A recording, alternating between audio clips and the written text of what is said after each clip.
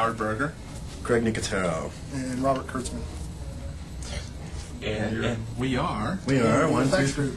K.N.B. EFX Group. EFX Group, which stands for Kurtzman, Nicotero, and Berger. I got my start professionally about 6 years ago. Started working for a place called Makeup Effects Lab in John Beekler's. And born and raised in California, Valley dude. And I got interested in motion pictures. My father's in the industry, owns a sound company. And I was primarily raised on horror films all my life.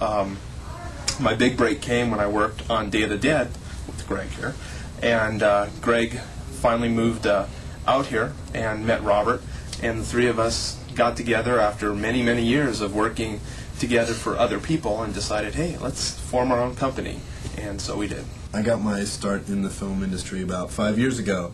I grew up in Pennsylvania where they made Night of the Living Dead, George Romero, Tom Savini. So I got hooked up with them growing up being interested in horror films, and that was how I got into the business. I got my first start on a film called Day of the Dead with both of them. I started in the effects business about 5 years ago. Actually, Howard gave me my first job out here. And basically started out at the bottom, worked your way up. You start out as a lab assistant, working on molds and things, and eventually you end up owning your own company, if you're lucky. I think the movies all of us went to see were horror films. You know, we grew up on the classic monsters, Frankenstein, Wolfman, Family Opera, and then ventured into like Dawn of the Dead and Night of the Living Dead.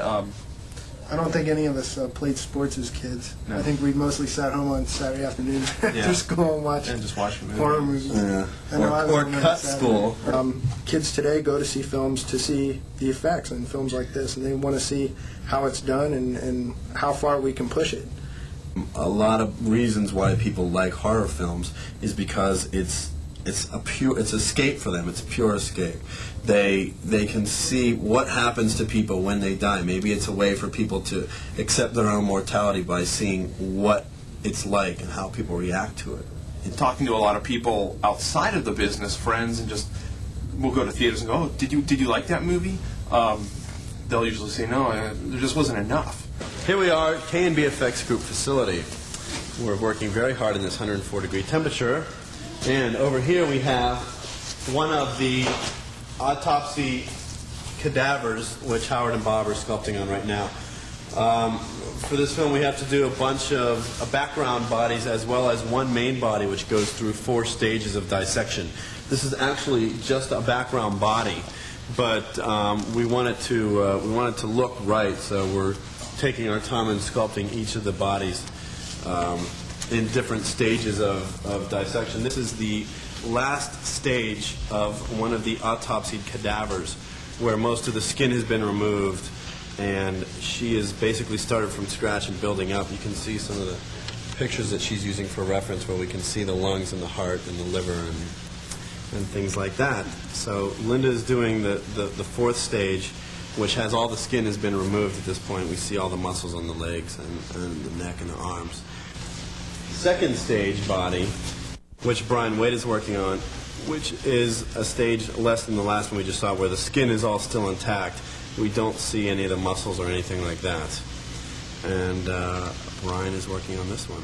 Up here we have a lot of the heads, props, arms, and doings of some of the films that we have done in the past. Over here we have, this is a little jointed little girl we made for a horror show. At the beginning, Max Jenke's running around, and this girl is his hostage before he lops her head off. This is our oven. We'll get to the molds in a minute. But this is the oven. Bob's dad came from Ohio. He personally built this for us. This is a big oven. We bake all our foam latex in. What we do is we put the liquidy foam latex part in the molds, stuff the molds in the oven, and we bake them. And this is it. So here, our lab technician Mark Tavares is working on a mold for. We're doing a makeup for a film where we need to break it down into separate pieces. It's basically done to allow easier application and allow the pieces to be blent off easier. So what he's doing is making an individual piece of the neck and the cheek so that we can float the pieces individually and mold them. And over here on this side of the table we have another of our lab technicians extraordinaire, Mark Maitre, who is sculpting a mutated head for a film which we're not really allowed to say what the name of it is, or what's happening here. We just can say that it's a bitchin' sculpture that Mark's working on. What you do is you put a bald cap on the person and you use a material called alginate, which is the same things that dentists use to cast your teeth with. You put the alginate on their faces, leaving the nose clear so they can breathe, because if they didn't breathe, they would die, and that would not be good. Then you back it up with plaster bandages. After about 25 minutes of the entire process, you take the plaster bandages and the alginate off, and you have a perfect negative copy of their face, and then you can pour any type of material in that you want. We usually pour plaster, and then we have plaster heads of other people. So that's what these are. This